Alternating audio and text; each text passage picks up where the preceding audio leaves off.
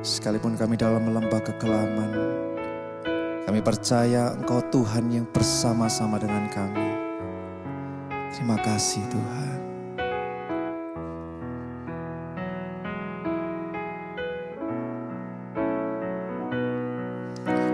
Sekalipun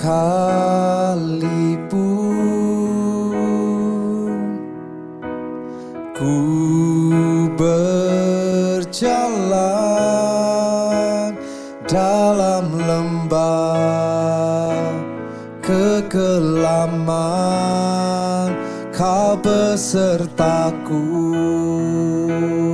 Katakan sekalipun hidup tak menentu, sekalipun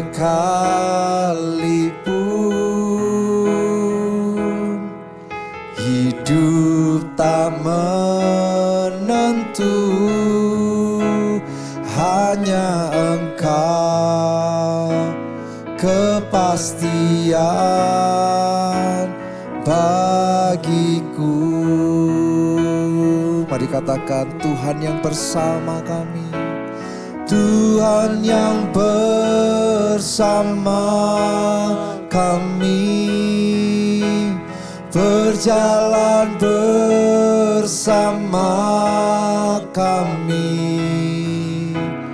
Ku tak takut, ku tak gentar, sebab Allahku bersama kami. Tuhan yang bersama kami, berjalan bersama kami.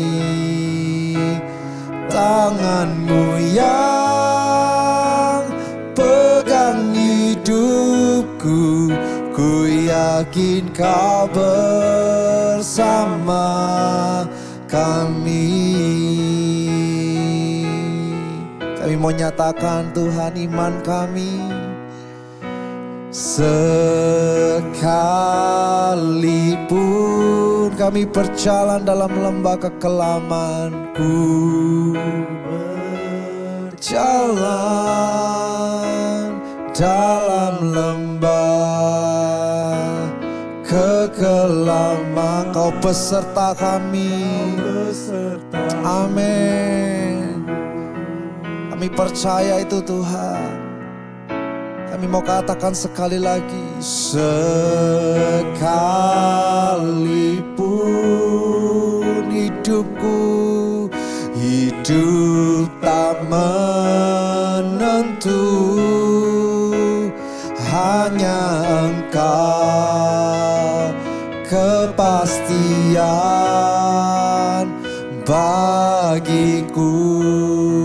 Mari bersama-sama nyatakan kepada Dia, Tuhan yang bersama kami, berjalan bersama. Ini iman kami. Ku tak takut, ku tak gentar, sebab Allahku bersama kami. Tuhan yang bersama kami, berjalan bersama kami. Tangan Tuhan, tangan-Mu yang pegang hidupku, ku yakin Kau bersama kami. Sekali lagi katakan, Tuhan yang bersama kami, berjalan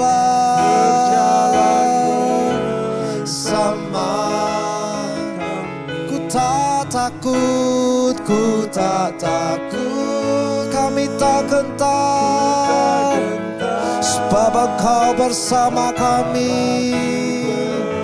Sama kami, Tuhan yang bersama kami berjalan bersama.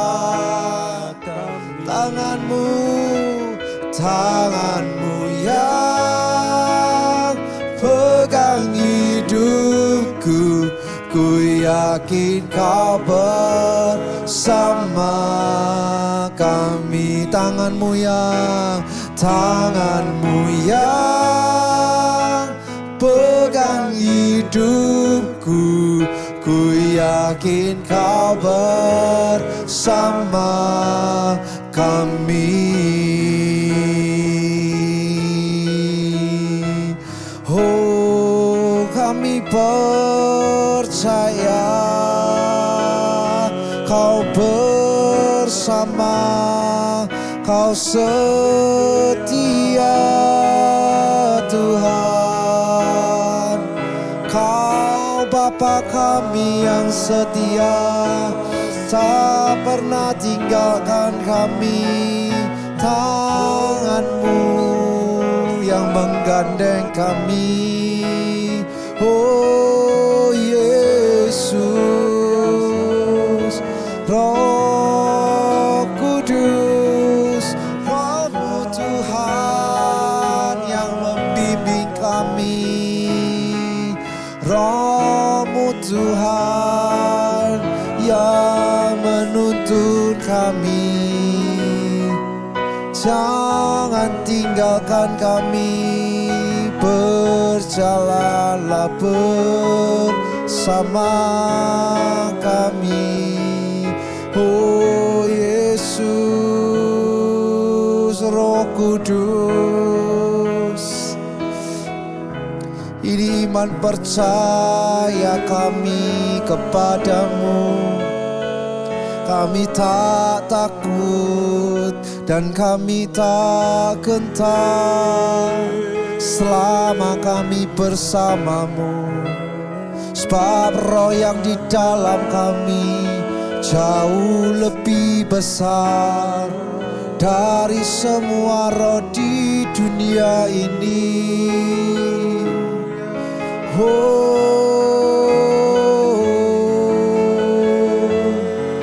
Syukur. Terpujilah namamu Bapa, terpujilah Engkau, Allah kami yang hidup.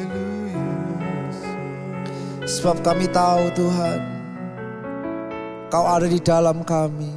Ketika kami berserah penuh kepadamu, ketika kami selalu memanggil dan mengandalkan Engkau dalam kehidupan kami, Kau ada bersama-sama dengan kami. Kami tidak pernah sendirian Tuhan. Apapun tantangan hidup kami, apapun masalah kami percaya kalau dulu Kau tolong kami, maka sekarang Kau juga terlebih sanggup untuk menolong kami. Kami mau katakan dengan segenap hati kami dan kami imani, Tuhan yang bersama kami, berjalan bersama kami. Ku tak takut, ku tak gentar, sebab Allahku bersama kami. Tuhan yang bersama kami, berjalan bersama kami. Tanganmu yang pegang hidupku, ku yakin Kau bersama kami. Mari lebih tinggi serukan Tuhan, Tuhan yang bersama kami, berjalan bersama kami. Ku tak takut, ku tak gentar, sebab Allahku bersama kami. Tuhan, Tuhan yang bersama kami. Katakan, berjalan bersama kami. Tangan Tuhan, tangan-Mu yang pegang hidupku.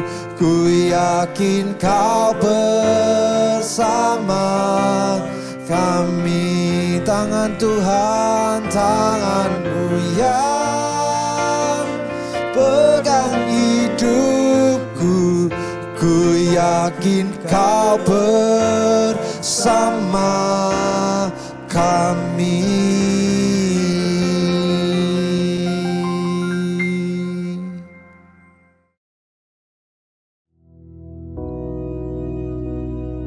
Bapa kami yang di surga, dikuduskanlah nama-Mu, datanglah kerajaan-Mu, jadilah kehendak-Mu di bumi seperti di surga.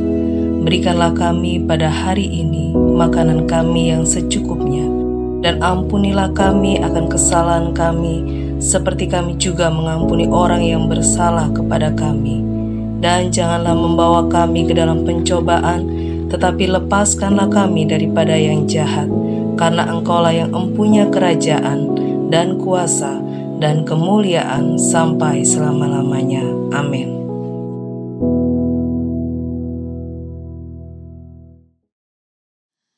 Shalom Bapak Ibu Saudara, kembali lagi berjumpa dengan saya di ibadah pagi kita hari ini.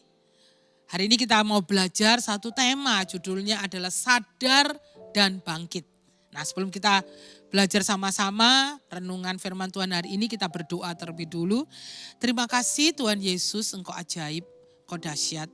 Terima kasih buat hari ini, terima kasih buat kebaikan-Mu, terima kasih buat perlindungan-Mu yang sempurna sepanjang malam sampai pagi ini. Kami bangun dengan tubuh yang sehat kuat, kami percaya kami mau dipakai Tuhan untuk menjadi berkat sepanjang hari ini. Oleh sebab itu Tuhan, sebelum kami menjadi berkat buat banyak orang sepanjang hari ini, biarlah Tuhan terlebih dahulu mengisi hidup kami, bejana hidup kami dengan firman Tuhan, melimpahkan kebaikan Tuhan dalam hidup kami. Terima kasih, berkati kami, beri hati yang taat, tunduk akan Engkau. Pakai hamba-Mu jadi alat kebenaran-Mu. Dalam nama Tuhan Yesus Kristus kami berdoa, haleluya, amin. Bapak Ibu Saudara yang dikasihi oleh Tuhan, sadar dan bangkit, sadar ya. Tahukah Bapak Ibu Saudara bahwa kesadaran itu adalah sesuatu yang mahal? Ya, masa sih? Ya coba kalau Bapak Ibu Saudara ke rumah sakit, ada orang yang koma. Orang koma itu orang gak sadar Bapak Ibu. Orang yang koma itu dia mengalami keadaan yang tidak sadar, makanya disebut koma. Nah itu butuh biaya yang banyak untuk membuat dia sadar. Butuh biaya yang banyak untuk membuat dia bisa sadar kembali. Ya, karena alat-alatnya pasti mahal, biayanya cukup banyak. Kesadaran adalah sesuatu yang mahal. Kenapa? Karena kesadaran itu mendatangkan sesuatu yang besar dalam hidup kita. Ya, 1 Tesalonika 5 ayat 6 bilang begini. 1 Tesalonika 5 ayat 6. Sebab itu baiklah jangan kita tidur seperti orang-orang lain, tetapi berjaga-jaga dan sadar ya. Alkitab bilang begini, sebab itu jangan kita seperti orang yang tidak mengalami Tuhan, tidak menikmati Tuhan, yang tidak kenal Tuhan. Jangan seperti mereka, orang-orang yang tidur, tetapi kita harus berjaga-jaga dan sadar. Selalu siap sedia, selalu sadar. Mengapa kesadaran dalam hidup kita itu penting banget? Kenapa dikatakan Alkitab kita harus berjaga-jaga dan sadar? Karena kesadaran itu mendatangkan pemulihan. Kalau orang gak sadar, melakukan dosa gak sadar ya. Hidup tidak dalam kebenaran gak sadar. Sudah melenceng gak sadar. Oh udah gak apa-apa, orang lain juga melakukan kok. Ini sudah ngetren. ya, punya penyimpangan seksual, oh enggak apa-apa, ini ngetren. Sekarang ini lagi ngetren di mana-mana ya.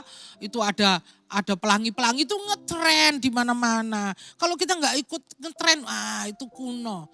Karena enggak sadar. Orang yang tidak sadar tidak pernah akan mengalami pemulihan. Orang lain bilang, Kak itu tiap hari ke gereja, nangis-nangis. Tapi pulang ya tetap jahat. Tapi dia gak sadar. Dia merasa hidupnya baik-baik saja. Dia gak sadar kalau dia udah melenceng dari kebenaran firman Tuhan. Enggak apa-apa, gak sadar. Makanya tidak mengalami pemulihan. Kesadaran kita akan membawa kepada pemulihan. Oleh sebab itu tema hari ini adalah sadar. Sadar saudaraku. Kalau pagi ini saudara ngikutin ibadah ini gak sadar, saudara gak akan ngerti firman Tuhan. Makanya butuh sadar. Bukan hanya sadar, bangkit juga. Sadar dan bangkit. Nah, kok bisa kesadaran mendatangkan pemulihan? Ada ilustrasi yang diberikan oleh Tuhan Yesus. Lukas 15 ayat 15 sampai 20 itu ilustrasi tentang anak yang hilang ya, tahu ya. Kalau kita nggak usah baca dari awalnya, cuman bagian akhir. Lukas 15 ayat 15 sampai 20. Lalu ia pergi dan bekerja pada seorang majikan di negeri itu. Orang itu menyuruhnya ke ladang untuk menjaga babinya. Lalu ia ingin mengisi perutnya dengan ampas yang menjadi makanan babi itu. Tetapi tidak seorang pun yang memberikannya kepadanya. Lalu ia menyadari keadaannya, katanya, betapa banyaknya orang upahan Bapakku yang berlimpah-limpah makanannya. Tetapi aku di sini mati kelaparan.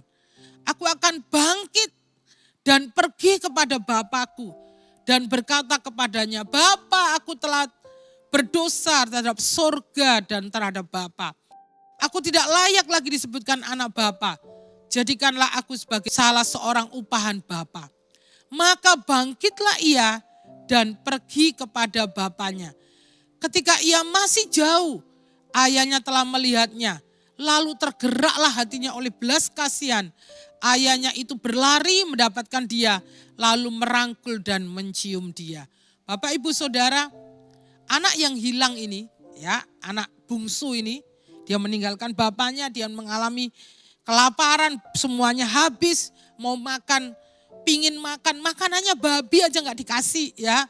Karena laparnya dia pingin makan, makanannya babi gak dikasih. Tetapi ada satu titik balik dalam hidupnya. Pertama apa? Dia sadar keadaannya. Wah, kok aku seperti ini? Aku di sini kekurangan. Aku di sini sengsara. Aku di sini hidup dalam keadaan yang tidak baik karena aku meninggalkan Bapakku. Sedangkan orang-orang upahan di rumah Bapakku aja hidupnya berlimpah-limpah. Ya, ayat 17, lalu ia menyadari keadaannya. Menyadari keadaannya. Anak bungsu ini dimulai dengan menyadari, sadar. Oh, sadar keadaannya. Sadar bahwa dirinya terpisah dari bapaknya. Sadar bahwa hidupnya jauh dari bapaknya. Sadar bahwa dia tidak ada dalam kebenaran firman Tuhan. Dia sadar. Nah, Bapak, Ibu, Saudara, kesadaran ini penting banget dalam hidup kita. Bukan lamanya kita ke gereja yang membuat kita semakin dewasa. Bukan, ya saudara.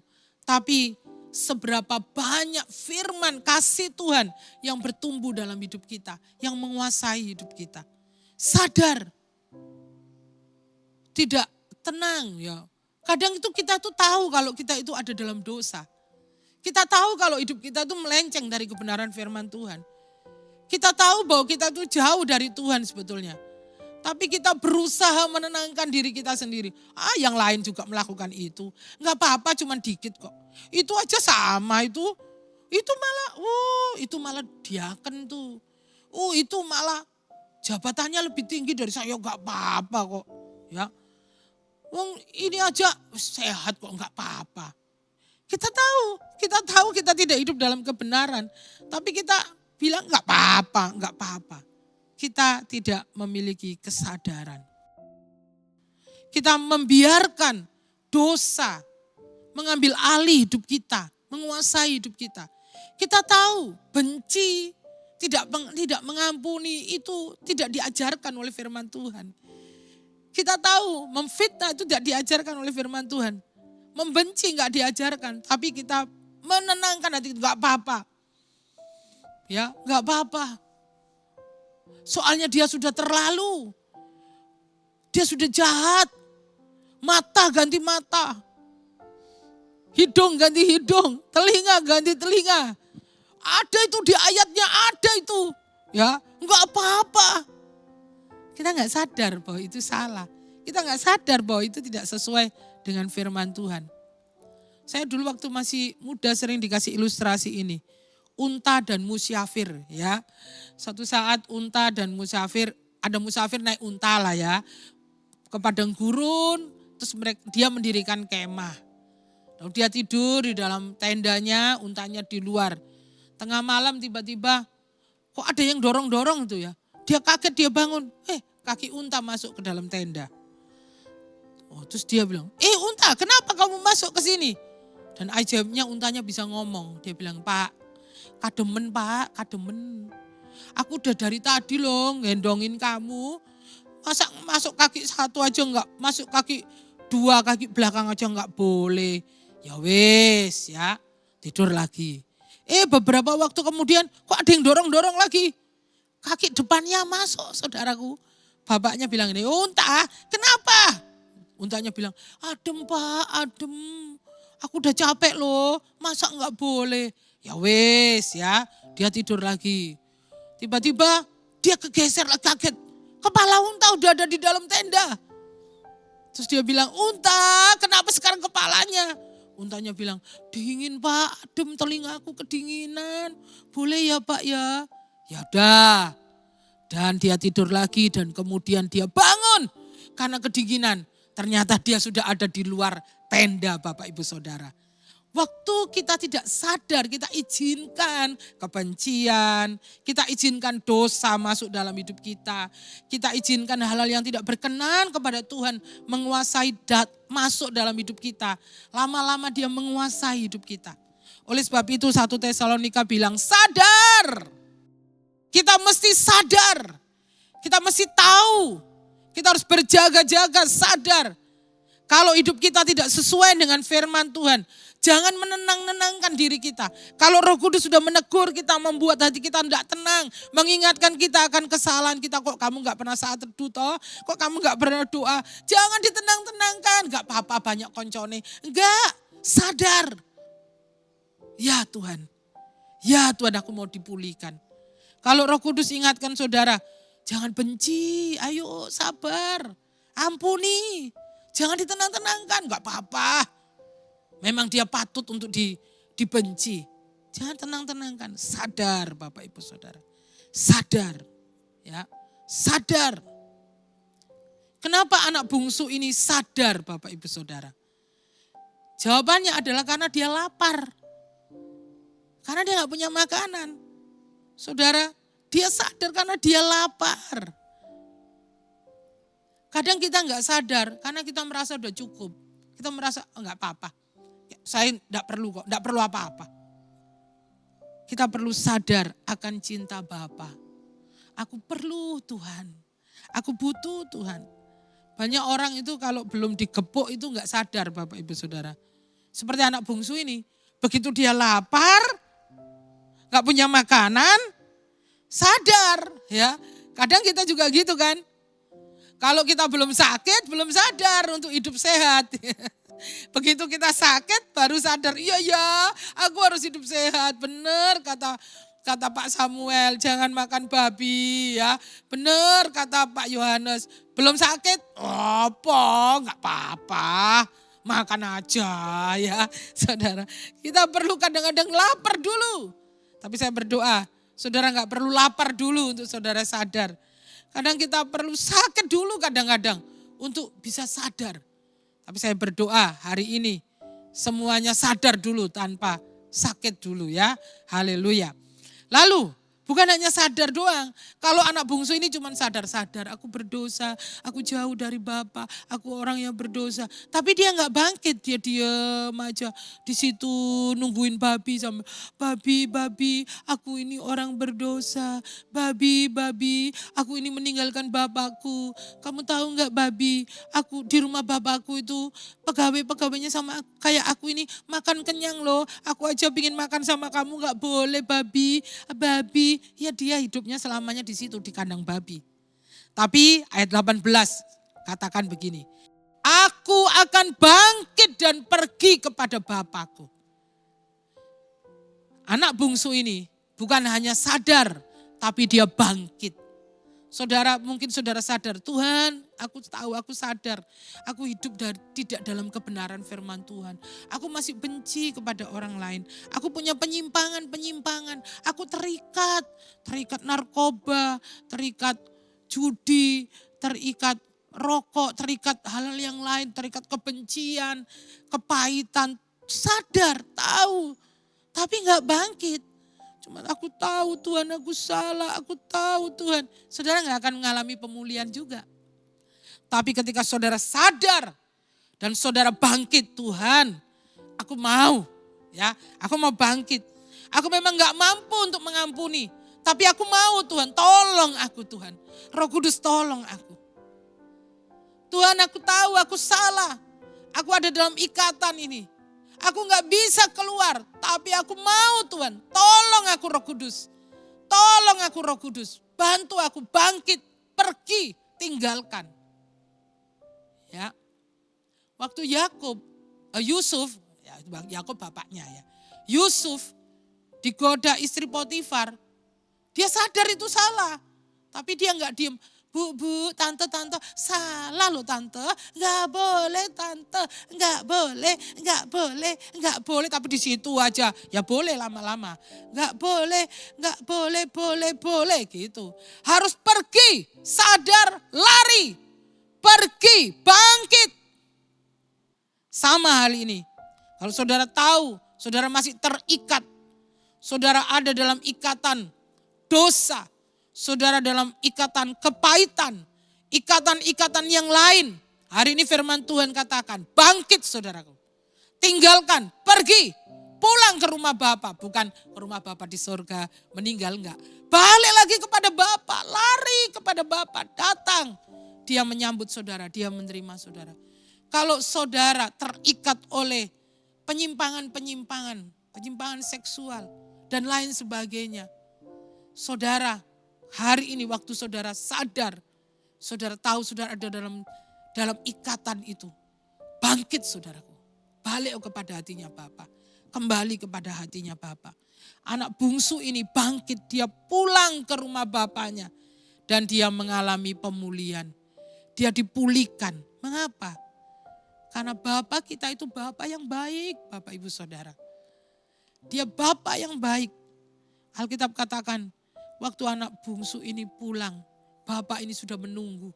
Dia lari memeluk anak bungsu ini. Tokoh utama dalam cerita ini bukan anak sulung, bukan anak bungsu, enggak. Tokoh utama cerita ini bapaknya. Bapak yang mengampuni. Kalau hari ini saudara sadar, ada hal-hal yang mengikat saudara. Ada hal-hal yang membuat saudara jauh dari Tuhan. Ada hal-hal yang perlu saudara bereskan dengan Tuhan. Datang sama Tuhan hari ini. Tuhan adalah penyayang dan pengasih. Panjang sabar dan berlimpah kasih setia. Tidak selalu ia menuntut dan tidak selama-lamanya ia mendendam. Tidak dilakukannya kepada kita setimpal dengan dosa kita. Dan tidak dibalasnya kepada kita setimpal dengan kesalahan kita. Mazmur 103 ayat 8 sampai 9. Mari kita berdoa. Bapa terima kasih, Bapa terima kasih. Biarlah Tuhan setiap kami mengoreksi hidup kami sendiri, hati kami. Kalau ada hal-hal yang Tuhan tegur dalam hati kami tahu itu salah Tuhan, kami tahu itu tidak benar. Kami ada dalam ikatan-ikatan, judi online dan lain sebagainya. Kami tahu itu salah Tuhan. Kami ada dalam ikatan kekerasan, kami keras kepada anak, istri. istri keras kepada anak, suami dan lain sebagainya. Kami ada, kami tahu kami salah Tuhan. Tapi kami gak mau bangkit. Hari ini Tuhan, kiranya Engkau menjamah hati kami Tuhan. Engkau menjamah kami Tuhan. Supaya kami mau bangkit, sadar dan bangkit untuk kami nerima pemulihan dari Tuhan. Buat kami sadar dan bangkit kembali kepada hati-Mu Tuhan. Kembali ya kepada hati-Mu. Mungkin kami terikat kepada banyak hal, kami berpikir bahwa pusat kesenangan, kepuasan hati kami adalah kepada hal-hal yang di luar. Sehingga kami terikat, kami tahu itu salah Tuhan. Tapi kami mencoba menenangkan diri kami di situ.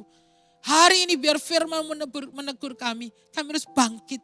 Kami harus sadar dan bangkit keluar dari ikatan itu. Karena ketenangan kami hanya ada di dalam Engkau saja Tuhan Yesus Kristus. Jamah setiap hati kami. Kalau ada di antara saudara-saudara kami yang masih ada kepahitan, belum bisa mengampuni Tuhan. Bapa bantu mereka Tuhan. Jamah hatinya, bantu mereka Tuhan. Untuk mereka boleh dipulihkan, untuk mereka boleh mengasihi, untuk mereka boleh mengampuni. Tolong mereka Tuhan Yesus. Terima kasih Tuhan, terima kasih. Kebaikan-Mu Tuhan melimpah atas hidup kami. Mari saudaraku angkat kedua tanganmu, terima berkat yang dari Tuhan.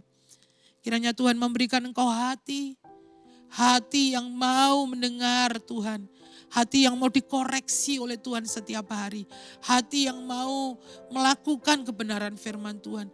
Hati yang mau fokus terus sama Tuhan. Hati yang mau dengaran akan firman Tuhan.